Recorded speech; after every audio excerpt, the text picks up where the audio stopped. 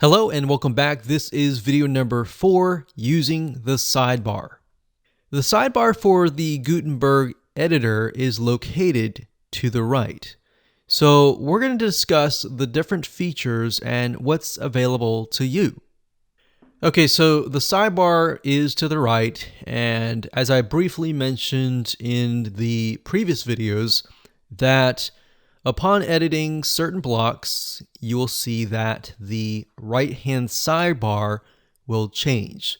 So the reason why they've entered a lot of different other features into the sidebar is because, as you can see, there's only so much that you can put in here. So as you can see here, if I highlight this, I can edit the block type, the heading 1, 2, 3, 4, bold, italicize. I can hyperlink it, and I can do a few more things. Now, if I were to want to change the alignment, I could not do that over here. So if I highlight this here, so we highlight this here, and we highlight it, you can see text alignment left, center, and to the right. And if I click on advanced, I can add a HTML anchor, which basically lets you link that link. So that's essentially what this is. But there's certain elements here that are kind of redundant. So you just need to be aware of what is redundant and what is not. All right, so if we go to the bulleted list here, you can see a list is a list. So there's not really anything additionally to that. All right, so right here, you can change it from an unordered list, which is basically dots, to an ordered list, which is numbers, as you can see here. So if we change it back to this, we can indent it, and that's what this is about. So we can move it to the right-hand side. So we can move this one to the right and move this one to the left. We can then bold, we can italicize, and there we go. So what I found is that as you begin to edit the blocks, you will learn what other features are available to you.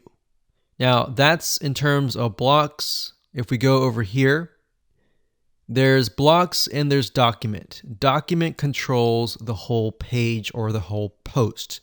So in other words, you can go through here.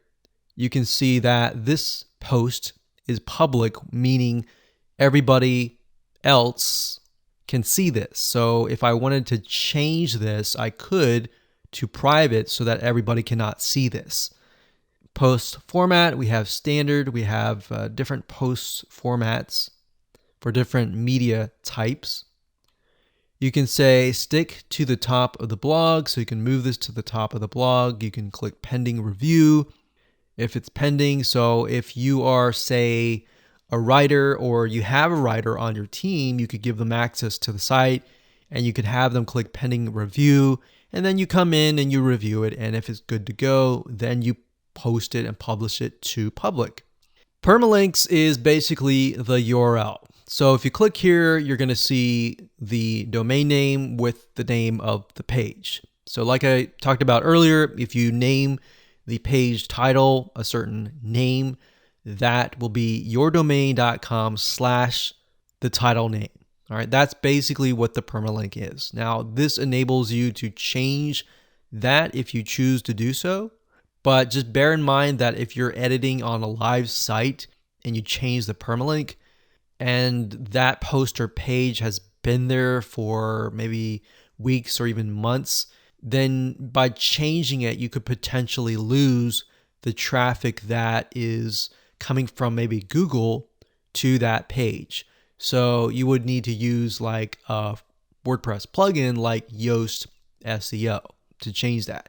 Then, of course, you have categories, which allows you to categorize your posts or your pages. You can click add new category if you want to add an additional category. Now, as you can see, there are parent categories. And then if you want to make a category underneath a specific parent category, this will become the child category. So that's there if you want to add categories. And then of course you have tags. Tags allows you to create a similarity between posts or pages. So if you have, let's say, 5 posts that are dealing with a specific maybe audio soundtrack, or maybe they're a specific element that is different than categories, then you can enter that here. So for example, let's say that you have a podcast, blog, and you've interviewed 5 different people, and they are very similar in a specific industry or niche. Then you can put that here, and what that will do is if somebody's interested in that niche, they click on that tag and they will be able to see the other 5 people that you've interviewed in that specific niche or industry. So that's what tags is all about. Featured image is basically the image that people will see before they click on the post or page. So this allows you to enter an image. We have an excerpt, and then of course the discussion. So you can allow comments, you can remove comments, or remove pingbacks and trackbacks. So if you don't want discussion, you can uncheck that. And if you do want discussion, you can click allow comments. All right, so that's basically it. Block is different, of course. Block pertains to over here. And that's pretty much it. Let's move on to the next video.